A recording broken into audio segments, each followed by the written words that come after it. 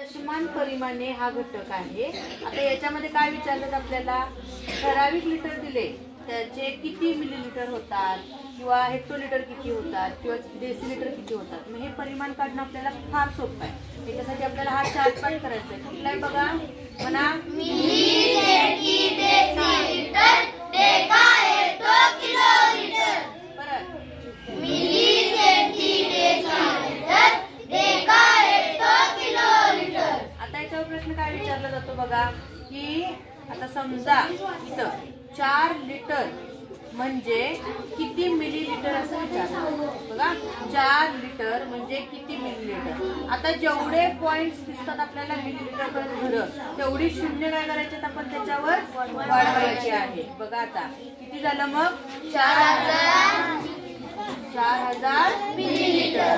आता जर आपल्याला असं विचारलं की 4 लिटर म्हणजे किती सेंटीलिटर, तर सेंटीलिटर कुठं आहे तिथपर्यंत शून्य वाढवायचे, म्हणजे किती येणार 400 सेंटीलिटर। ठीक आहे। आता असा प्रश्न विचारला की 4 लिटर म्हणजे किती डेसिलिटर, किती येणार 40 डेसिलिटर। ठीक आहे। आता हे झालं लहान परिमाण। आता इकडचं परिमाण विचारलं, 4 लिटर म्हणजे किती हेक्टोलिटर, तर शून्यच वाढवायचे आहे, पण इकडच्या घरात वाढवायला लागणार आहे। आणि ज्या वेळेला इकडच्या घरात वाढवणार आहे त्यावेळी दशांश पूर्णांक येणार आहे। इकडे लिहिले तर त्याचा अंक तयार होतो, म्हणजे इकडे वाढवत असताना त्याचा दशांश पूर्णांक बघा हेक्टो विचारले आपल्याला, मग इथे हेक्टो पर्यंत 2 घरं येतात आणि जिथं विचारले तिथं आपल्याला काय द्यायचं आहे, पॉइंट द्यायचा आहे। म्हणजे किती येणार आहे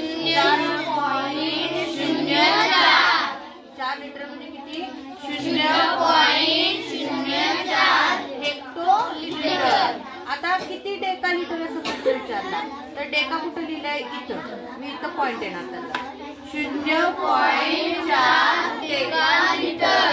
आता असं विचारलं की 4 लिटर म्हणजे किती किलोलिटर, तर सगळे शून्य वाढवायचे किलोलिटर पर्यंतचे आणि किलोलिटर पासून इथं पॉइंट द्यायचा, म्हणजे किती येते बघा 4 लिटर म्हणजे 0.004 लिटर।